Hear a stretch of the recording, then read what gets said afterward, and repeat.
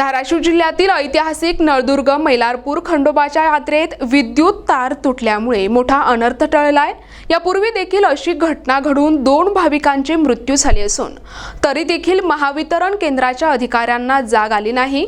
मंदिराजवळ असलेली विद्युत लाईन बदलावी अशी मागणी शिवसेनेचे नेते कमलाकर चव्हाण यांनी केली आहे। लाखो भाविकांचं श्रद्धास्थान असलेलं श्री खंडोबाची यात्रा या ठिकाणी धाराशिव जिल्ह्यातील ऐतिहासिक नळदुर्ग मैलारपूर यात्रा या ठिकाणी सुरू आहे। आपण पाहू शकता एकंदरीत यात्रा म्हणजे जे आहे लाखोच्या भाविकांनी जे आहे या ठिकाणी दाखल झालेले आहेत। या ठिकाणी अशा प्रकारचे या ठिकाणी खेळणे जे आहे सुरू आहे।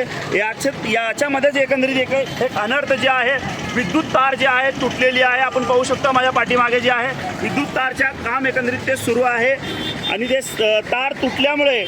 तार तुटल्यामुळे मोठा अनर्थ जे आहे या ठिकाणी टळलेला आहे। या ठिकाणी यात्रामध्ये लाखोच्या भाविकांनी या ठिकाणी दर्शनासाठी आलेला आहे। यात्रा व्यवस्थित पडावं या ठिकाणी निवेदन करणारे कमलाकर चव्हाण आपल्या सोबत आहेत। मला सांगा काय या ठिकाणी अनर्थ टळलेला आहे?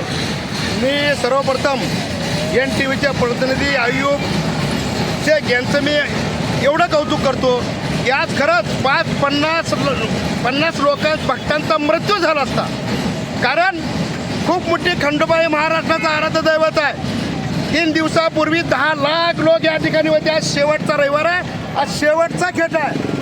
लाखो भाविक या ठिकाणी दर्शन आलेले आहेत आणि हे विद्युत वाहिनी चौका तारा हे राज पाळणे सरकार बाजूला हे कॅमेरा फिरवा कॅमेरा राज पाळणे का तारेच्या लाईन किती जवळ आहे।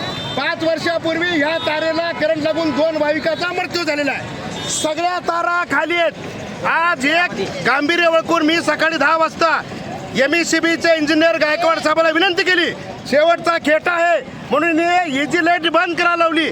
जर मी लाईट बंद करायला लावलो नसतो तर आज 50 ते 60 भाविकांचा जाग्यावर करंट लागून मृत्यू झाला असता।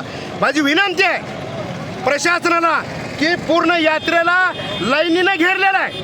भविष्यात 50 हजार लोकांचा मृत्यू टाळायचा असेल तर विद्युत वाहिन्या बंद केल्या पाहिजे आणि हे जवळजवळ काय या पाळण्याच्या खेळण्याजवळचे तार हे बदलून पलीकडल्या बाजूला घेतलं पाहिजे, नाहीतर भविष्यात फार मोठा अनर्थ इथं घडल्याशिवाय राहणार नाही। एकंदरीत या खंडोबाच्या यात्रेमध्ये जे आहे अशा अनर्थ यापूर्वीही घडलेला आहे, परंतु महावितरण केंद्राच्या अधिकाऱ्याला आता एकंदरीत जाग आलेलं दिसून येत नाही।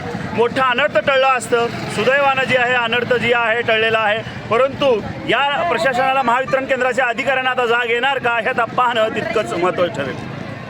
NTV न्यूज मराठीसाठी आयुब शेख, धाराशिव।